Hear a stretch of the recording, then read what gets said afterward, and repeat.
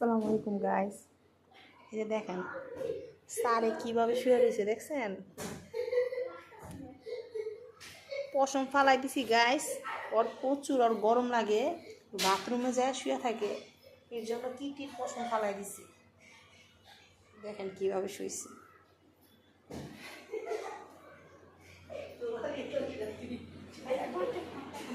যাও না, আমি কত স্কিলিগা দি কি করছস, কি করছস? টাকা কার টাকা পড়ছে? দে বেলটা দে, দে না দে স্যার,